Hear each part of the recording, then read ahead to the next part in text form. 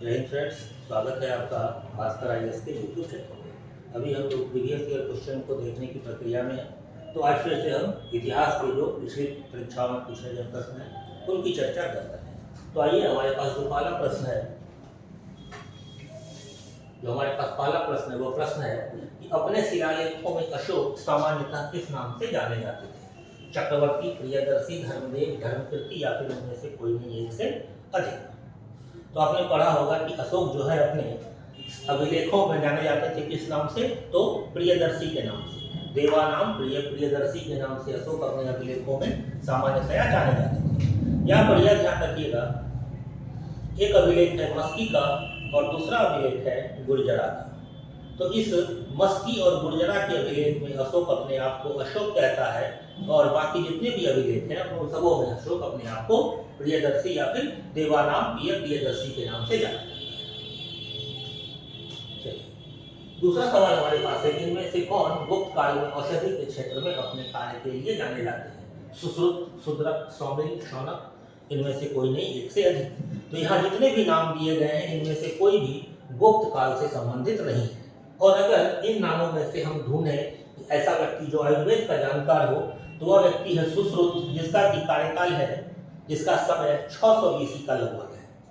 लगभग 600 BC के आसपास का समय जो है वह सुश्रुत का है।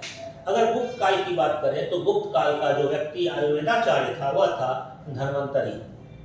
वह धन्वंतरी था, इसको शल्य चिकित्सा का जनक भी कहा जाता है।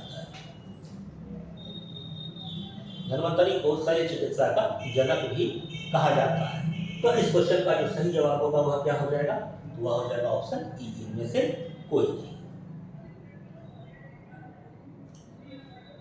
अगला सवाल हमारे पास है कि निम्न में से प्राचीन भारत की कौन सी लिपि दाहिने से बाईं ओर लिखी जाती थी? ब्राह्मी, शारदा, खरोष्ठी, नंदनागिरी, इनमें से कोई नहीं एक से अधिक। तो अभी जो हमारी लिपि है देवनागरी, तो अभी हम कैसे लिखते हैं? अभी हम दाहिने से बाईं ओर लिखते हैं, लेकिन यह कह रहा है कि हम अभी जो हम लोग लिखते हैं वो बाईं से दाहिनी ओर लिखते हैं, और यह जो कह रहा है वह क्या कह रहा है कि दाहिने से बाईं ओर लिखी जाती है। तो यह जो लिपि है वह लिपि कौन सी है? तो खरोष्ठी लिपि है। यह प्राचीन भारत में किस क्षेत्र में प्रचलित थी? तो यह गांधार क्षेत्र में प्रचलित थी। यही कारण है कि जब आप अशोक का अभिलेख देखते हैं, खास करके वह अभिलेख जो पश्चिमोत्तर भारत में प्राप्त होता है, तो वह किस लिपि में मिलता है आपको? तो वह मिलता है खरोष्ठी लिपि। ठीक है, चलिए अगला सवाल हमारे पास है कि निम्न में से कौन सा बंदरगाह गुप्त काल में उत्तर भारतीय व्यापार के लिए उपयोग किया जाता था? कल्याण, ताम्रलिप्ति, भरूच, कैम्ब्रिज, इनमें से कोई नहीं एक से अधिक। तो देखिए, गुप्त काल में जो व्यापार बंदरगाहों से किया जाता था, तो पश्चिमी तट के बंदरगाह का जो मुख्यालय था वह क्या था? तो वह भरूच था। और पूर्वी तट के बंदरगाहों का जो मुख्यालय था वह क्या था? तो वह आपका ताम्रलिप्ति था। तो इन दोनों बंदरगाहों से उत्तर भारतीय व्यापार किया जाता था। तो इसका जो सही जवाब होना चाहिए था वह ई होना चाहिए था, लेकिन बीपीएससी ने जिसका सही जवाब माना है वह माना है ताम्रलिप्ति। बीपीएससी ने सिर्फ ताम्रलिप्ति को माना है, जबकि इसका जो सही जवाब होना चाहिए था वह ताम्रलिप्ति और भरूच, यानी कि ऑप्शन ई होना चाहिए था। चलिए अगला सवाल है कि मुगल चित्रकला किसके नेतृत्व में अपने शीर्ष बिंदु पर थी? जहांगीर, शाहजहां, हुमायूं या फिर अकबर? तो बहुत ही आसान सवाल है, पता होगा कि मुगल चित्रकला जो है वह किसके काल में अपने शीर्ष बिंदु पर थी? तो वह थी जहांगीर के काल में अपने शीर्ष बिंदु पर। और जहांगीर के दरबार में मंसूर, मुराद, बिशनदास, हसन, इन सारे कामों के प्रसिद्ध चित्रकार जो हैं वह जहांगीर के दरबार में रहते थे। शाहजहां का जो काल था वह स्थापत्य का काल था। शाहजहां के काल में सबसे ज्यादा स्थापत्य का निर्माण हुआ, जिसको स्थापत्य का शीर्ष बिंदु कहा जाता है। ठीक है, और यहाँ जो अकबर है, तो अकबर ने ही सबसे पहले चित्रकला की फैक्ट्री लगवाई थी। चित्रकला का जो कारखाना लगवाया था वह अकबर ने ही सबसे पहले लगवाया था। और यह बीपीएससी में पूछा गया सवाल है कि सबसे पहले चित्रखाना का फैक्ट्री किसने लगवाया था। ठीक है, चलिए अगला सवाल है कि मध्यकालीन भारत में मनसबदारी व्यवस्था क्यों लागू की गई थी? राजस्व एकत्रित करने हेतु, सैनिकों की सुगमता से भर्ती हेतु, धार्मिक सद्भाव की स्थापना हेतु, स्वच्छ प्रशासन सुनिश्चित करने के लिए, इनमें से कोई नहीं एक से अधिक। यहाँ 2 मिनट रुक करके सबसे पहले हम लोग समझेंगे कि मनसबदारी व्यवस्था क्या थी। मनसबदार किसको कहा जाता था? तो मनसबदार कहा जाता था अधिकारी को। जो व्यक्ति पद धारण कर रहा है उसको क्या कहा जाता था? उसको कहा जाता था मनसबदार। मनसबदार को जब हम लिखते थे तो यहाँ पर 2 टर्म आता था, जात और फिर सवार। किसी भी मनसबदार को देखने के लिए जात और सवार 2 तरह के टर्म इस्तेमाल किए जाते थे। तो जात से उस मनसबदार का रैंक डिसाइड होता था, उस मनसबदार का क्रम डिसाइड होता था कि मनसबदारों के बीच में उसका क्या हैसियत है, उसका क्या क्रम है। और सवार से यह डिसाइड होता था कि उस मनसबदार को अपने अधीन कितने घुड़सवार रखने की इजाजत है। तो अगर किसी को 5000 का जात मिला है तो हो सकता है कि उसको सवार भी 5000 का मिले, या फिर किसी का 5000 का जात है तो हो सकता है कि सवार उसको मात्र 4000 हो, या किसी का 3000 का जात है तो हो सकता है उसके पास 1000 का सवार हो। यहाँ यह ध्यान रखना है कि यह जो सवार की संख्या है यह कभी भी जात रैंक से ऊपर नहीं जा सकती। जात रैंक से ऊपर जाने का 2 कंडीशन था। एक, जब इसके बाद जहांगीर का और फिर शाहजहां का सिंह अस्पा और 2 अस्पा पद्धति लागू होता है तो वहां पर जाकर के सवार की संख्या बढ़ सकती है। और दूसरा, इसके समय में जब किसी को मशरूत जागीर दिया जाता था तो उस वक्त उस सवार की संख्या बढ़ सकती थी, लेकिन जैसे ही मशरूत जागीर वापस ले लिया जाता था तो फिर से सवार की संख्या जो है वह जात रैंक के बराबर या फिर जात रैंक से कम हो जाती थी। तो यह था जात और सवार रैंक, मनसबदार का वर्गीकरण। तो इस जात और सवार रैंक के आधार पर, इस जात रैंक और सवार रैंक के आधार पर मनसबदारों का जो है वह 3 तरह का वर्गीकरण किया गया था। एक था 10 से लेकर के 500 तक का जात। जिस मनसबदार का जात रैंक 10 से लेकर के 500 तक का था उसको क्या कहा जाता था? तो उसको मनसबदार कहा जाता था। इसको क्या कहा जाता था? तो इसको मनसबदार कहा जाता था। फिर जिस मनसबदार का 500 से अधिक 500 से अधिक और 500 से अधिक और 2500 से कम, 500 से अधिक और 2500 से कम जिसका जात रैंक होता था उसको अमीर कहा जाता था। जिस मनसबदार का रैंक, जात रैंक 500 से अधिक और 2500 से कम होता था उसको क्या कहा जाता था? उसको अमीर कहा जाता था। और फिर 2500 से ज्यादा जिसका जात रैंक हो जाता था, जिसका जात रैंक 2500 से ज्यादा हो जाता था उसको अमीर उल उमरा कहा जाता था। उसको अमीर उल उमरा कहा जाता था। तो यह मनसबदारों का जात क्रम के आधार पर विभाजन था। 10 से 500 तक जिसका जात रैंक है वह मनसबदार कहलाता था।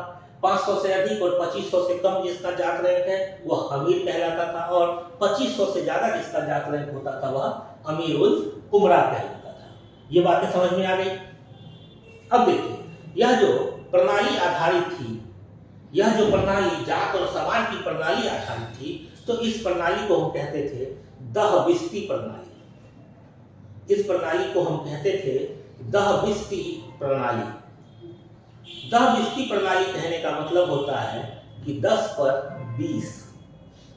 दहबिस्ती का मतलब होता है 10 पर 20। मतलब अगर किसी सवार को, अगर किसी अमीर को, अगर किसी मनसबदार को मान लेते हैं कि उसको 500 का जात रैंक और 500 का सवार रैंक मिला हुआ है, तो उसको अपने अधीन 500 घुड़सवार सैनिक रखने हैं। तो 500 घुड़सवार सैनिक रखने के लिए उसको 1000 घोड़ा रखना होगा, तभी उसको पूर्ण सवार काउंट किया जाएगा। यानी कि एक सैनिक पर 2 घोड़ा रखना होगा, क्योंकि अगर घोड़ा थक जाए युद्ध में तो उस घोड़े को आराम दिया जा सके और दूसरे घोड़े से सवार जो है वह युद्ध लड़ सके, अपना काम कर सके। अगर किसी सवार के पास 1 घोड़ा मिलता था, यानी कि सवार के पास 1 घोड़ा हो, तो उसको नीम सवार कहा जाता था। उसको नीम सवार कहा जाता था। जाता था। नीम का मतलब होता है आधा, यानी कि उसको आधा सवार कहा जाता था। आपने कहावत सुनी होगी कि नीम हकीम खतरे जान, तो वहां पर नीम का मतलब है कि जो अधूरा हकीम है, जिसको आधा नॉलेज है, तो वह क्या होता है, तो जान के लिए खतरनाक होता है। तो यह यहीं से नीम वर्ड आया है, यह फारसी का वर्ड है, इसका मतलब होता है आधा।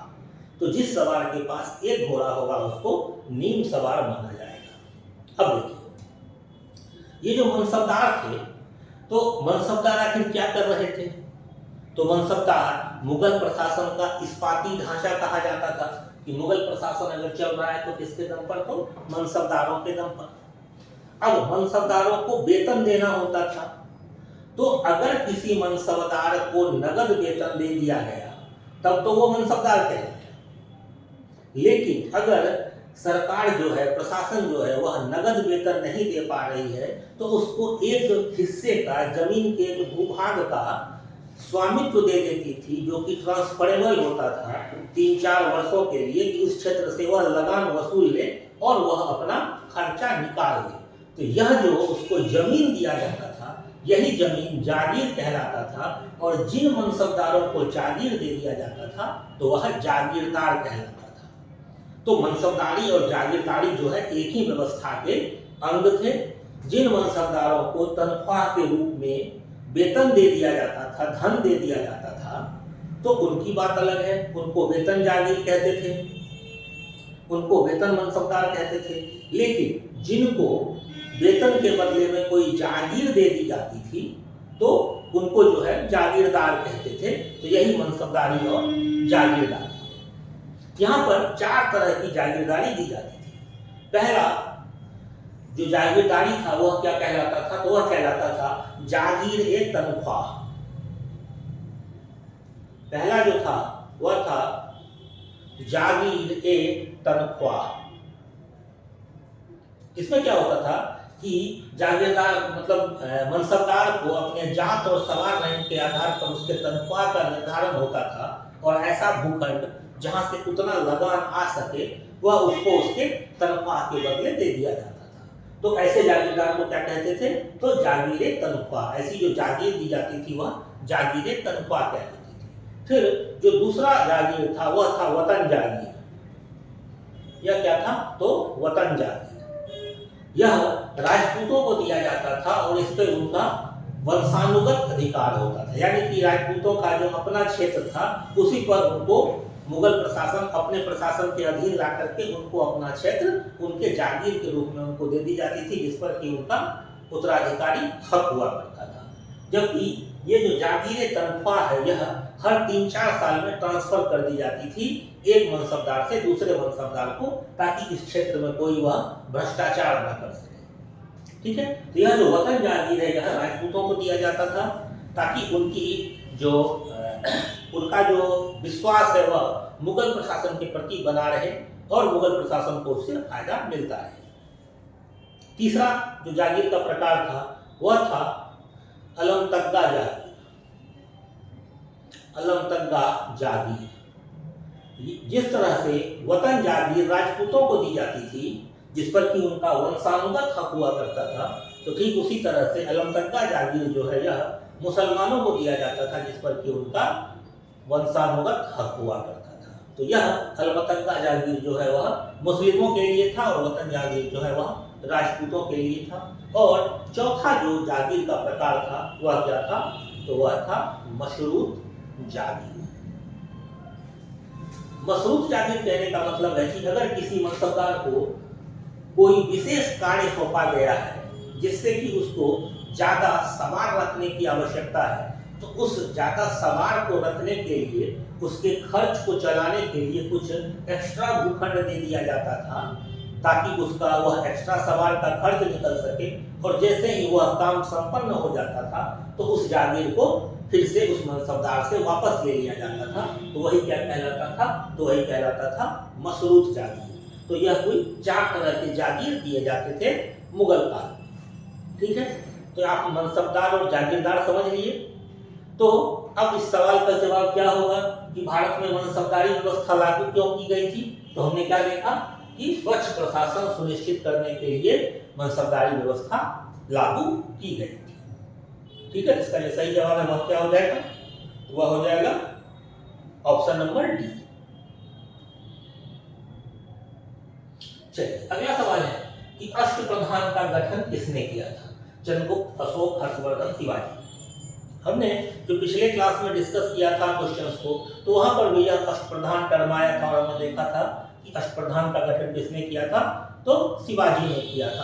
अष्टप्रधान क्या था, तो बेसिकली शिवाजी के प्रशासन का 8 मंत्रियों का परिषद था जो कि छत्रपति को सलाह देता था। अष्टप्रधान में कौन कौन आते थे, तो अष्टप्रधान में पेशवा आता था, अमात्य आता था, वकियानवीस आता था, सूरनवीस आता था, सुमंत आता था, सेनापति आता था, न्यायाधीश आता था और पंडित राव आता था। तो कुल 8 तरह के व्यक्ति, 8 तरह का जो डिपार्टमेंट था वह अष्टप्रधान कहलाता था।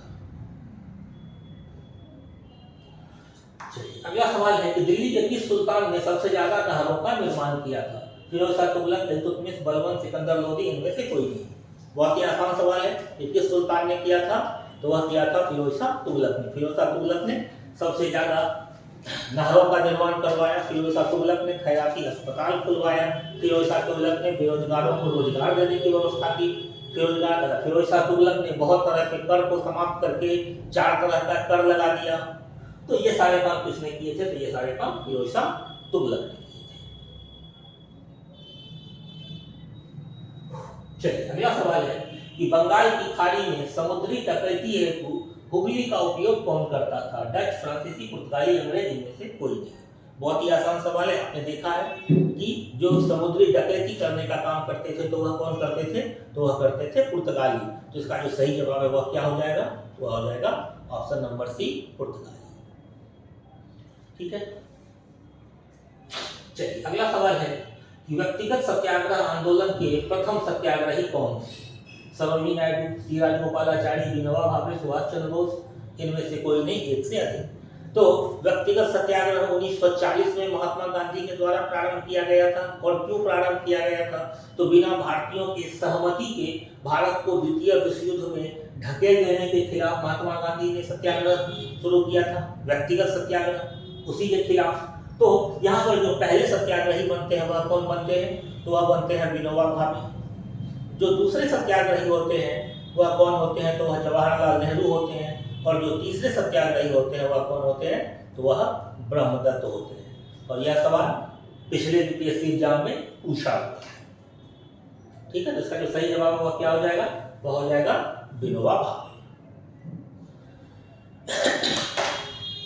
चलिए अगला सवाल देखिए।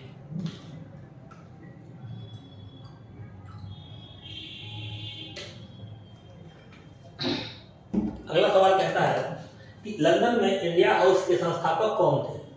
श्यामजी कृष्ण वर्मा, रासबिहारी बोस, रामचंद्र, तारकनाथ दास, इनमें से कोई नहीं, एक से अधिक। तो लंदन में जो इंडिया हाउस के संस्थापक थे वह कौन थे, तो वह थे श्यामजी कृष्ण वर्मा। और इन्होंने 1905 ईस्वी में लंदन में इंडिया हाउस की स्थापना की थी। इन्होंने कब की थी, तो 1905 ईस्वी में एक लंदन में इंडिया हाउस की स्थापना की थी। इसका सही जवाब वह क्या हो जाएगा, तो हो जाएगा श्यामजी कृष्ण वर्मा। चलिए अगला सवाल है कि देशेर कथा पुस्तक किसने लिखी थी? सखाराम, गणेश देवस्कर, राजेंद्र प्रसाद, निवारण चंद्र, मुरली मनोहर प्रसाद, इनमें से कोई नहीं, एक से अधिक। तो इसका जो सही जवाब है वह क्या है, तो देशेर कथा जो पुस्तक है वह लिखी थी सखाराम गणेश देवस्कर ने। कब लिखा था, तो यह लिखा था 1904 ईस्वी में। ठीक है, और यह जो बंगाल के क्रांतिकारी विचारक इनको कहा जाता है। इनको बंगाल का क्रांतिकारी विचारक और क्रांतिकारी लेखक कहा जाता है। ठीक है, और यह जो देशेर कथा है, इस देशेर कथा में इन्होंने भारत की गुलामी का चित्रण किया है। भारत की गुलामी का और भारत में किस तरह से अन्याय अत्याचार हो रहा है, तो इन सब का चित्रण उन्होंने कहा किया है, तो देशेर कथा अपनी पुस्तक में की है। पुस्तक कब की है, तो वह पुस्तक है 1904 ईस्वी की। चलिए अगला सवाल है कि भारतीय राष्ट्रीय कांग्रेस के संस्थापक कौन थे? William Adam, A O. Hume, Rashbehari Bose, Motilal Nehru, इनमें से कोई नहीं। पढ़ाई आसान सवाल है, सबको पता है कि भारतीय राष्ट्रीय कांग्रेस की स्थापना किसने की थी? तो ए.ओ. ह्यूम ने की थी। कब की थी? तो 1885 ईस्वी में की थी।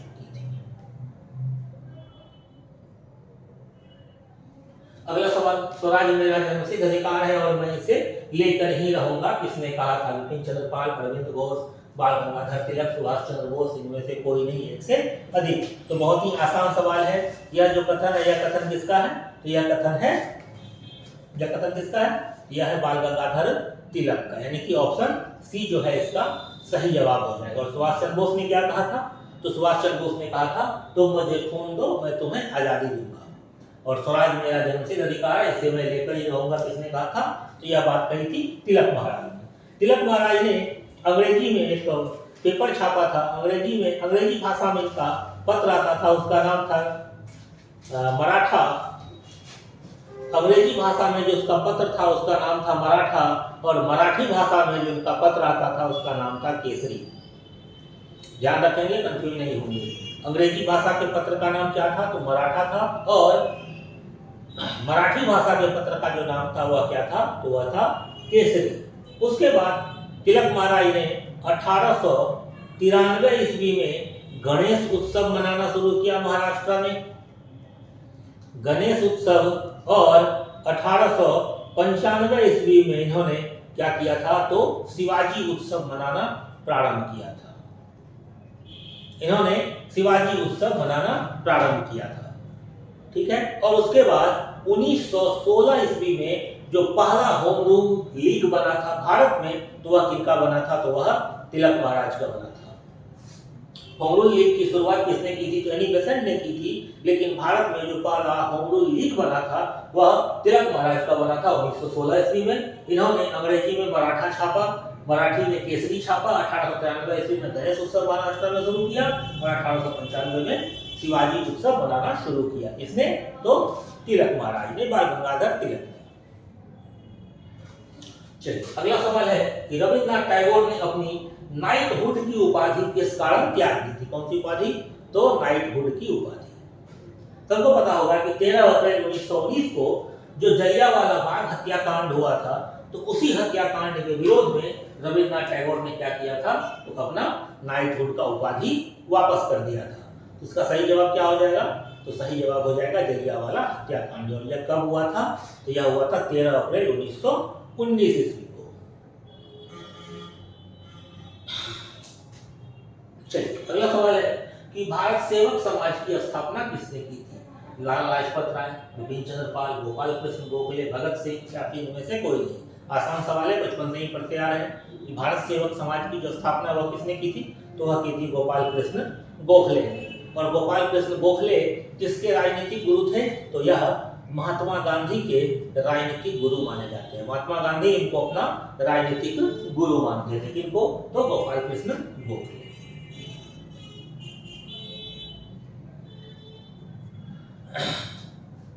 चलिए अगला सवाल है कि काकोरी ट्रेन डकैती कांड में किन क्रांतिकारियों को फांसी की सजा दी गई थी? सबसे पहले तो इसको आप लोग सुधार लेंगे, क्योंकि अब उत्तर प्रदेश सरकार ने काकोरी ट्रेन डकैती कांड का नाम बदल करके क्या कर दिया है?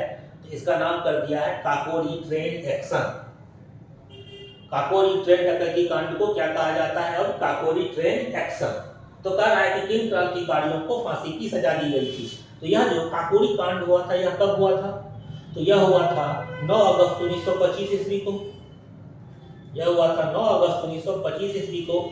और इसमें सरकारी खजाना लूट लिया गया था। और इसमें जो फांसी दी गई थी, तो वह फांसी दी गई थी राम प्रसाद बिस्मिल और अशफाकुल्ला खान को। किसको किसको?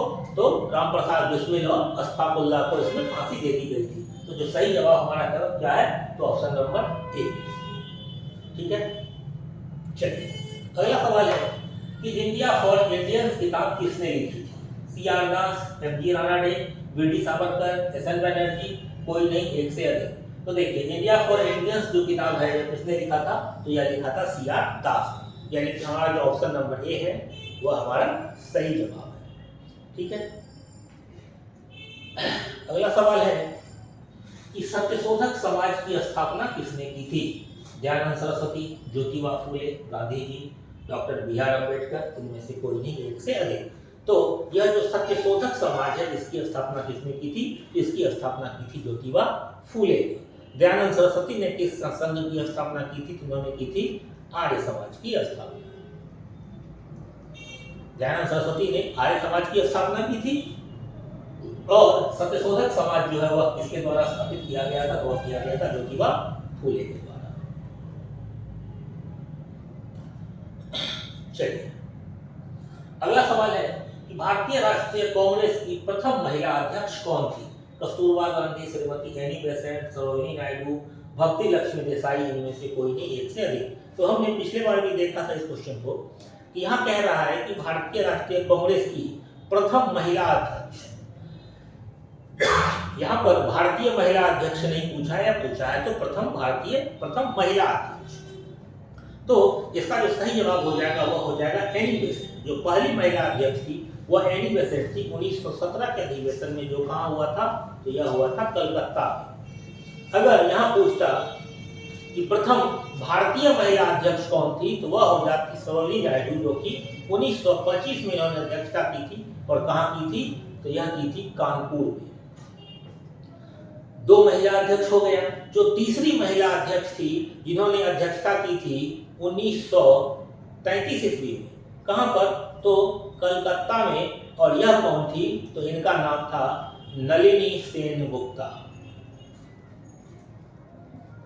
इनका नाम था नलिनी सेन गुप्ता। यह 3 कुल महिला अध्यक्ष इन्होंने कांग्रेस की अध्यक्षता की है। 1917 में सबसे पहले कलकत्ता का अधिवेशन एनी बेसेंट, 1925 दूसरी बार कानपुर में अध्यक्ष कौन? सरोजिनी नायडू। और तीसरी बार 1933 का अधिवेशन कलकत्ता में अध्यक्ष कौन? तो नलिनी सेन गुप्ता। यही कुल 3 महिला अध्यक्ष रही है कांग्रेस की। चलिए अगला सवाल कि ठगों का उन्मूलन किसके नेतृत्व में हुआ था? तो बहुत ही आसान सवाल है। कैप्टन स्लीमैन के नेतृत्व में ठगों का उन्मूलन हुआ था और इसमें भारत का जो गवर्नर था वह कौन था? तो वह था विलियम बेंटिक। इसका जो सही जवाब हो जाएगा वह क्या होगा? Captain Sleeman. चलिए अगला सवाल है कि अफगानिस्तान के प्रति आक्रामक नीति किस वायसराय ने अपनाई थी? मेयो, लिप्टन, डफरिन, कैनिंग, इनमें से कोई नहीं, एक से अधिक। इसका जो सही जवाब हो जाएगा वह क्या हो जाएगा? तो वह हो जाएगा लॉर्ड लिप्टन। आपने भी पढ़ा होगा कि लिप्टन के सही समय में अफगानिस्तान के प्रति आक्रामक नीति अपनाई गई थी। और ऐसा क्यों हुआ था? क्योंकि रसिया का प्रभाव जो है वह इस क्षेत्र में बढ़ रहा था, तो उसको रोकने के लिए ब्रिटेन ने क्या किया था कि अफगानिस्तान के प्रति आक्रामक नीति अपनाई। चलिए अगला सवाल है 1930 में महात्मा गांधी ने सविनय अवज्ञा आंदोलन कहां से प्रारंभ किया था? वर्धा, दांडी, सेवाग्राम, साबरमती, इनमें से कोई नहीं, एक से अधिक। देखिए अब इस सवाल में भी कंफ्यूजन है। अगर आप बिपिन चंद्रा वाली एनसीईआरटी पढ़ेंगे तो उसका पहला लाइन ही है कि महात्मा गांधी ने साबरमती आश्रम से सविनय अवज्ञा आंदोलन प्रारंभ किया। अगर आप उसी बिपिन चंद्रा की भारत का स्वतंत्रता संग्राम पढ़ेंगे उसमें जो स्पष्ट लिखा हुआ है कि इस आंदोलन की शुरुआत कहां से हुई है तो वह हुई है दांडी से। हालांकि बीपीएससी ने भी इस सवाल का जो सही जवाब माना है वह दांडी माना है, क्योंकि सिर्फ एनसीईआरटी और कुछ सोर्सेस हैं जो कहते हैं कि आंदोलन की शुरुआत जो है साबरमती आश्रम से हो गई। साबरमती आश्रम से जब गांधी जी अपने 78 अनुयायियों के साथ 12 मार्च 1930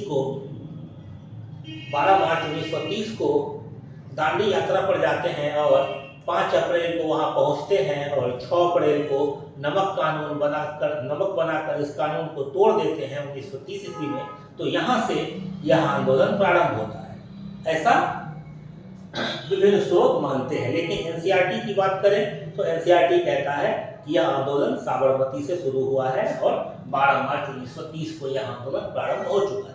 लेकिन बीपीएससी ने इसका जो सही जवाब है वह दांडी माना है। आप लोग भी दांडी मान के चले कि यह जो 1930 का सविनय अवज्ञा आंदोलन है यह कहाँ से प्रारंभ हुआ? तो यह प्रारंभ हुआ दांडी से, जब गांधी जी ने नमक बना करके नमक कानून को तोड़ दिया। स्पष्ट चीज है।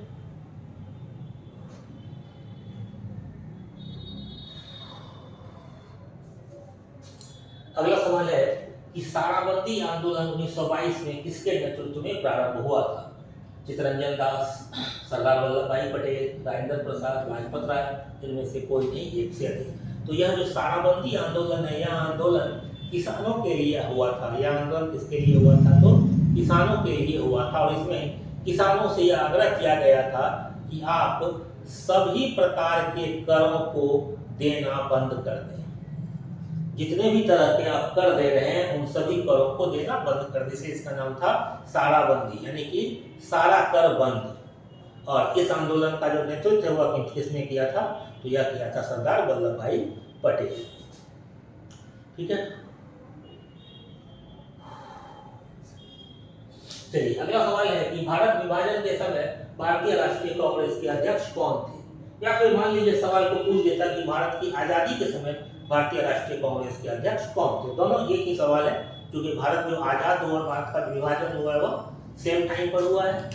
जेबी कृपलानी, जवाहरलाल नेहरू, मौलाना अबुल कलाम आजाद, चक्रवर्ती राजगोपालाचारी। यह ध्यान रखना है कि इस समय जो कांग्रेस के अध्यक्ष थे वो कौन थे?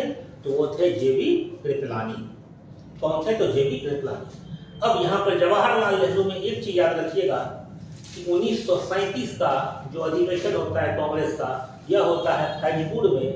फैजपुर महाराष्ट्र का एक गांव है और यह कांग्रेस का पहला अधिवेशन है जो किसी गांव में आयोजित होता है।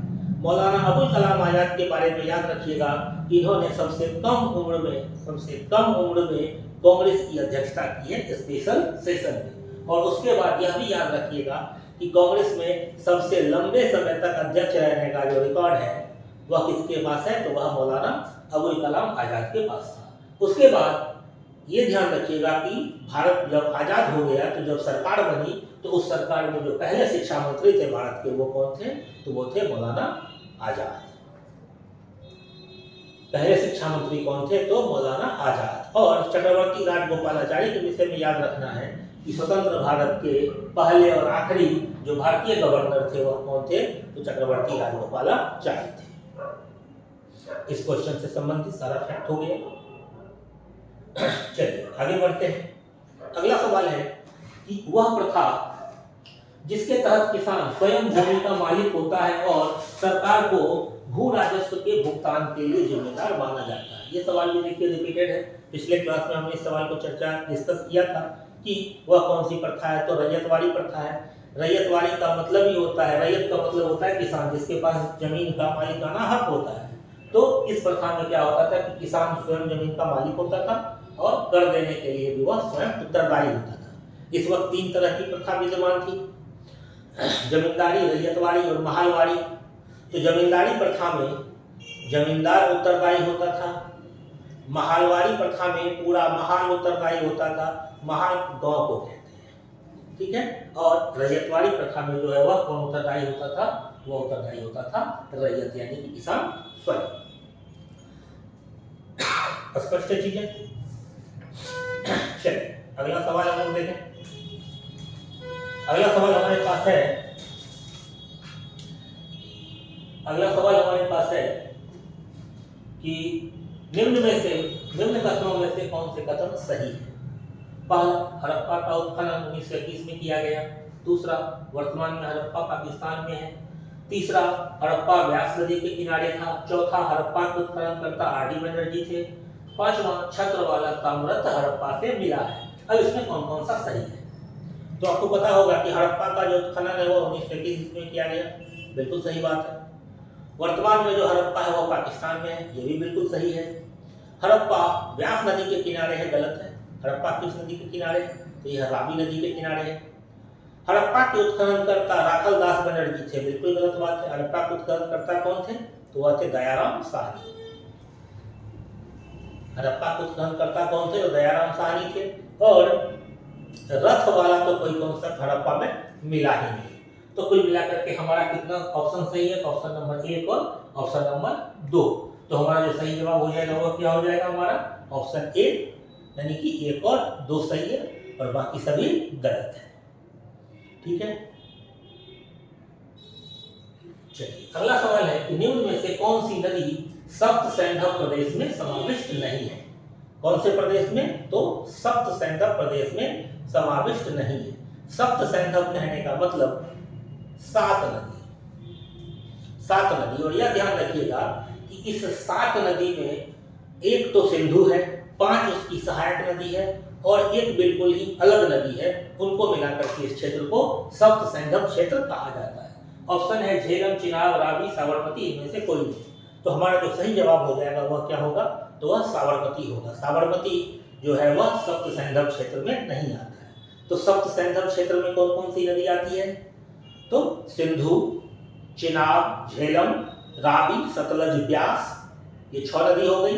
सिंधु और उसकी 5 सहायक नदी और उसके साथ साथ एक नदी है सरस्वती नदी, जिस सरस्वती नदी को ऋग्वेद में नदी तमाम, माते तमाम, सबसे पवित्र नदी कहा गया है। तो इन 7 नदियों को मिलाकर के सप्त सैंधव प्रदेश बनता था, इसमें साबरमती नहीं आता है। तो सप्त सैंधव में कौन कौन सी नदी, सिंधु, झेलम, चिनाब, रावी, सतलज और ब्यास और सरस्वती नदी।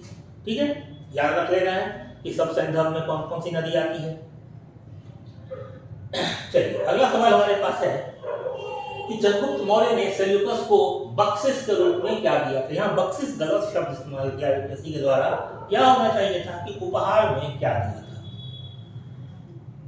क्योंकि चंद्रगुप्त ने जब सेल्यूकस की पुत्री हेलेना से विवाह किया था तो उसको उपहार दिया था, और उपहार में क्या दिया था, तो मगध की सेना का जो सबसे ताकतवर अंग था वह क्या था, तो हाथी था। तो 500 युद्ध के हाथी जो है वह चंद्रगुप्त मौर्य ने किसको दिए थे, तो सेल्यूकस को उपहार में दिए थे। चलिए अगला सवाल है कि विग्रहराज चतुर्थ ने अजमेर में 2.5 दिन का झोपड़ा नामक मस्जिद के पहले किसका निर्माण किया था। तो विग्रहराज जो अजमेर के शासक थे, चतुर्थ राजपूत शासक थे, इन्होंने क्या किया था कि 1153 ईस्वी में, इसमें याद रखिएगा 1153 ईस्वी में इन्होंने संस्कृत विद्यालय की स्थापना की थी। किसकी स्थापना की थी, तो संस्कृत विद्यालय की स्थापना की थी। इसी संस्कृत विद्यालय को 1192 ईस्वी में तोड़ करके 1192 ईस्वी में तोड़ करके क्या बना दिया गया, तो बना दिया गया 2.5 दिन का झोपड़ा। ठीक है, तो 2.5 दिन का झोपड़ा जो मस्जिद है वह किसको तोड़ करके बनाया गया है, तो वह संस्कृत विद्यालय को तोड़ करके बनाया गया है, जिसकी स्थापना 1153 में किसने की थी, तो राजपूत शासक विग्रहराज चतुर्थ ने की थी। क्लियर है। चलिए अगला सवाल देखते हैं। अगला सवाल क्या है, अगला सवाल है कि निम्न कथनों में से कौन सा कथन सही है। निम्न कथनों में से कौन सा कथन सही है, तो देखिए कह रहा है कि कलहन का ग्रंथ राजतरंगिणी संस्कृत में है। बिल्कुल सही बात है, राजतरंगिणी संस्कृत में है, इसमें कोई शक नहीं है।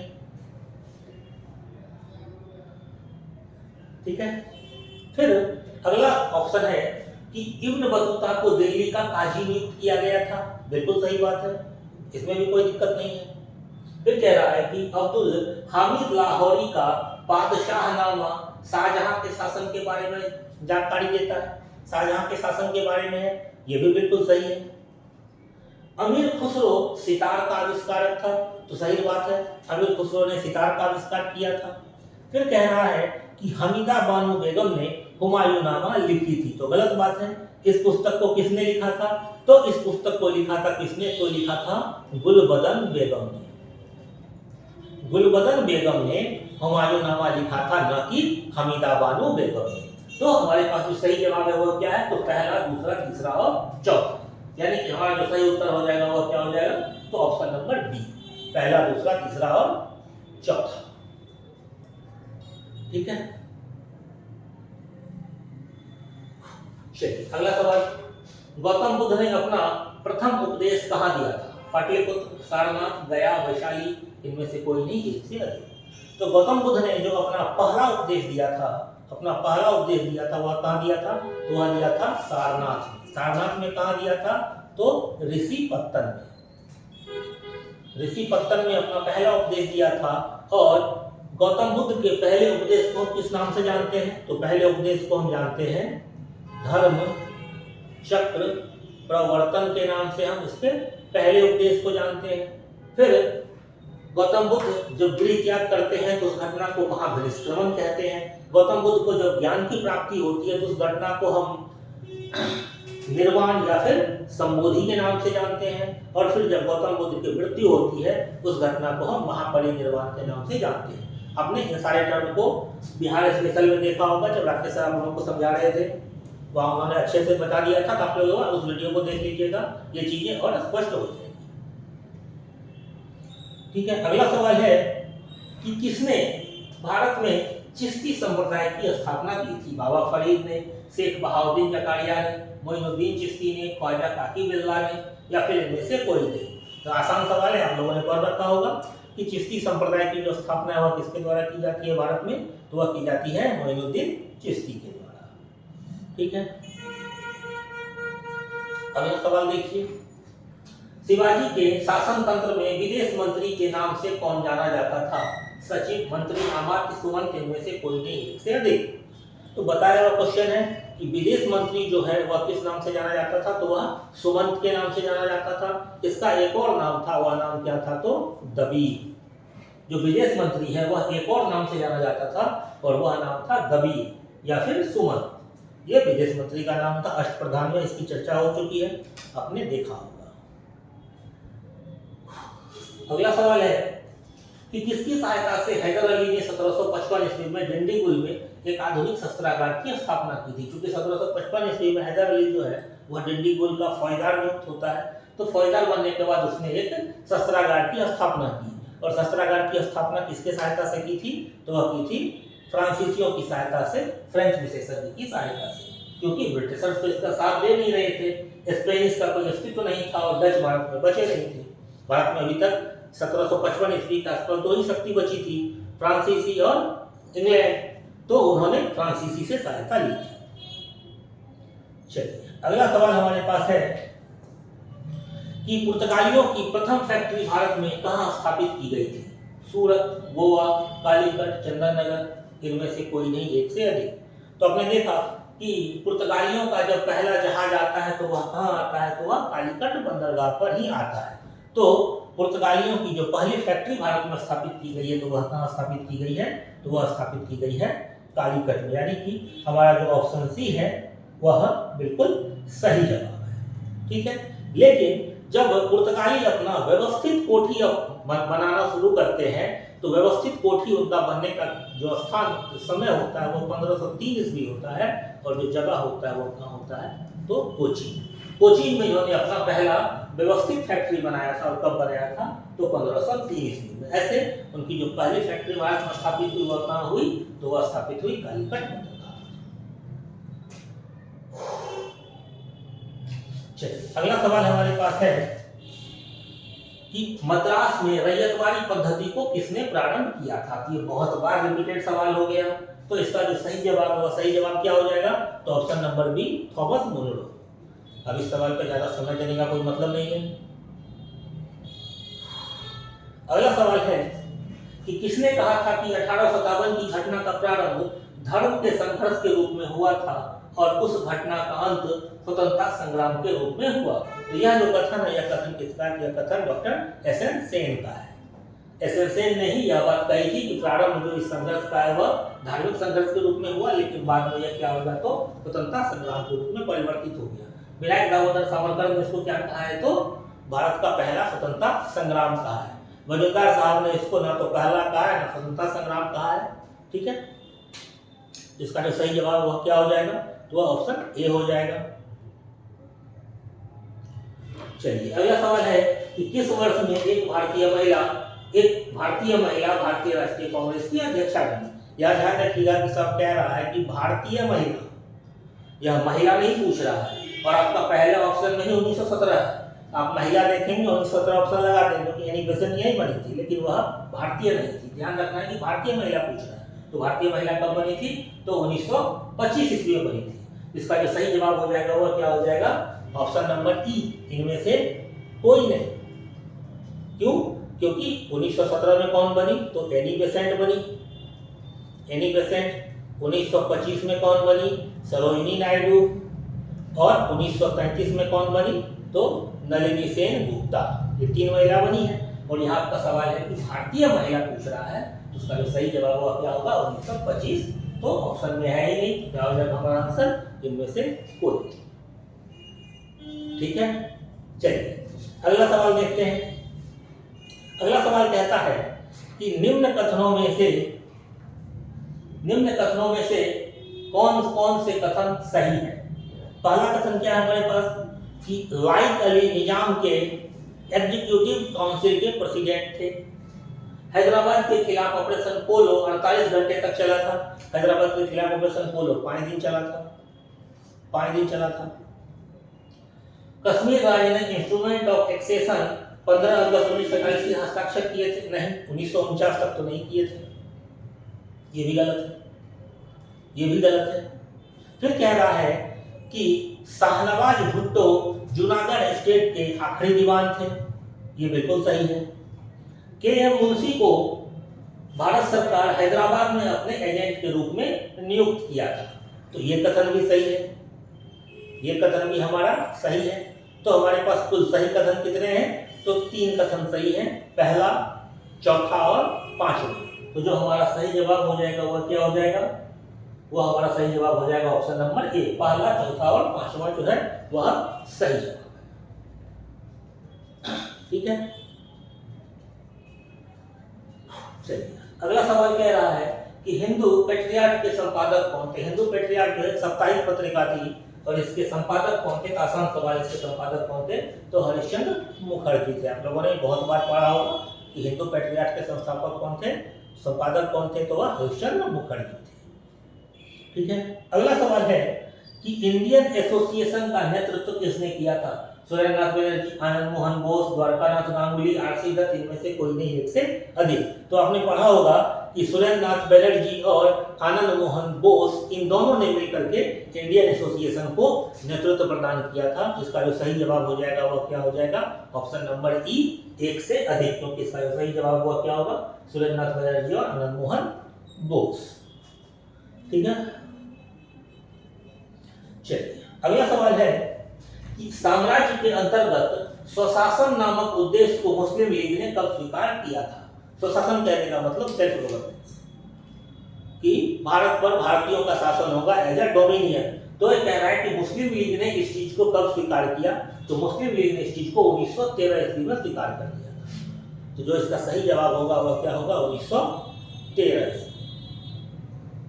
ठीक है, अगला सवाल देखिए। अगला सवाल कह रहा है कि होम चार्ज या ब्रिटेन में भारतीय सरकार के खर्च में समाहित था। होम चार्ज या फिर ब्रिटेन में भारतीय सरकार, यानी कि ब्रिटेन में जो भारतीय सरकार के पद पर कुछ व्यक्ति कार्यरत थे, जैसे कि भारत सचिव हो गया, या फिर यहाँ से जो अधिकारी रिटायर होकर के जा रहे थे तो उनका पेंशन वगैरह भी था, तो वह किस खर्च में समाहित था? तो पहला कह रहा है कि ब्रिटिश भारतीय अधिकारियों का पेंशन, यह क्या होम चार्ज में समाहित था? दूसरा, भारत में खरीदे गए सैन्य एवं अन्य उपकरण, रेलवे के गारंटीड ब्याज, उपयुक्त सभी, इनमें से कोई नहीं। तो इनमें से कोई भी जो ऑप्शन है वह इस खर्चे में समाहित नहीं था। तो जो इसका सही जवाब होगा वह क्या होगा?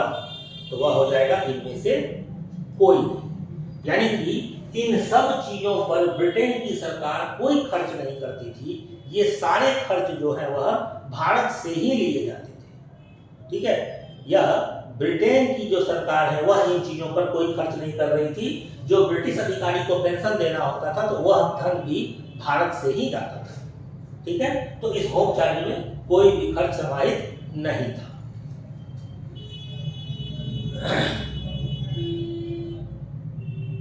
चलिए अगला सवाल हमारे पास है कि 1897 के भारतीय राष्ट्रीय कांग्रेस के अमरावती अधिवेशन को किसने 3 दिवसीय तमाशा कहा था? जतिन नाथ बनर्जी, सतीश चंद्र मुखर्जी, अश्विनी कुमार दत्त, हरिकिशन लाल, इनमें से कोई नहीं, एक से अधिक। तो यह जो 3 दिवसीय तमाशा कहा था, यह कहा था अश्विनी कुमार दत्त। अश्विनी कुमार दत्त ने कांग्रेस के अधिवेशन को 3 दिवसीय तमाशा कहा था।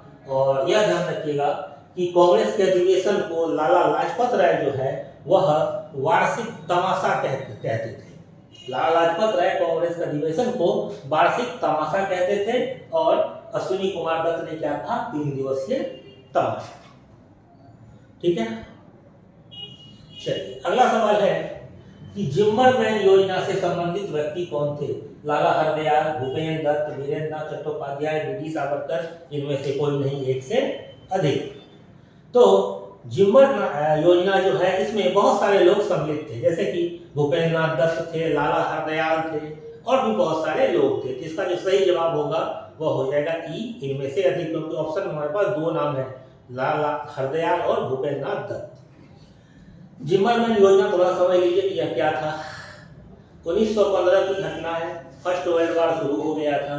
तो फर्स्ट वर्ल्ड वॉर जब शुरू हो गया था तो अंग्रेजों को भारत से भगाने के लिए भारत में जो क्रांतिकारी संगठन था उसने जर्मनी से सहायता मांगी। जर्मनी से बहुत सारे हथियार लेके आए थे, जर्मनी से गोला बारूद आया था और उसके आधार पर भारत से ब्रिटिश साम्राज्य को खदेड़ने की बात थी। उसी को जिम्मरमैन योजना या फिर जर्मन योजना कहते हैं। ठीक है, इसका जो सही जवाब है वह क्या हो जाएगा? ऑप्शन ई, लाला हरदयाल और भूपेन्द्र दत्त। यही था जिम्मरमैन योजना। ठीक है, अब देखिए अगला सवाल है कि किसान नेता मोतीलाल तेजावत संबंधित है बिजोलिया आंदोलन से, मेवाड़ के भील आंदोलन से, मारवाड़ के किसान आंदोलन से, यूपी के किसान आंदोलन से, इनमें से कोई नहीं, एक से अधिक। तो यह जो मोतीलाल तेजावत संबंधित थे, यह मोतीलाल तेजावत जो है यह मेवाड़ के भील आदिवासी आंदोलन से संबंधित थी। मेवाड़ में जो भील आदिवासी आंदोलन हुआ था तो उस आंदोलन से जो संबंधित व्यक्ति थे वह कौन थे? तो मोतीलाल तेजावत। इनको मोतीलाल तेजावत को आदिवासियों का मसीहा भी कहा जाता था। ये जो मोतीलाल तेजावत हैं इनको आदिवासियों का मसीहा कहा जाता था। आदिवासियों का मसीहा यानी कि आदिवासियों के जो समर्थक थे, जो शुभचिंतक थे, वह कौन थे? तो मोतीलाल तेजावत महोदय, और यही मेवाड़ के भील आदिवासी आंदोलन से संबंधित व्यक्ति थे।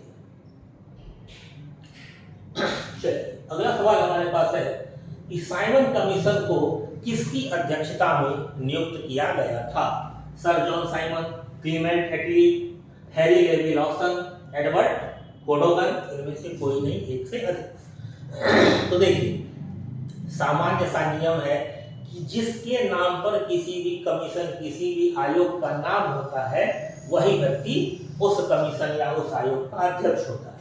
या इसको ऐसे समझ लीजिए कि जो व्यक्ति किसी कमीशन या आयोग का अध्यक्ष होता है उसी के नाम पर उस कमीशन का नाम होता है। तब इसका नाम ही है साइमन कमीशन।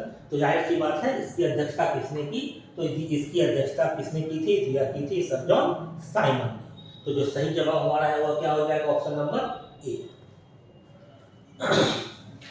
चलिए अगला सवाल है कि 1920 के मध्य में हिंदुस्तानी सेवा दल, ध्यान रखिएगा हिंदुस्तानी सेवा दल पूछ रहा है। ठीक है, तो हिंदुस्तानी सेवा दल की शुरुआत किसने की थी? सुभाष चंद्र बोस, जवाहरलाल नेहरू, एन.एम. हार्डिकर, एन.जी. रंगा। तो यह जो आंदोलन सेवा दल शुरुआत किया गया था, हिंदुस्तानी सेवा दल, यह किसके द्वारा शुरू किया गया था? तो यह शुरू किया गया था एन.एम. हार्डिकर महोदय के द्वारा। यह किसके द्वारा शुरू किया गया था? तो एन.एम. हार्डिकर महोदय के द्वारा। ठीक है, यहाँ तक क्लियर हो गया। तो चलिए आज के लिए इतना ही। अगले सेशन में फिर हम लोग मिलते हैं प्रीवियस ईयर क्वेश्चन के साथ। ठीक है, थैंक यू।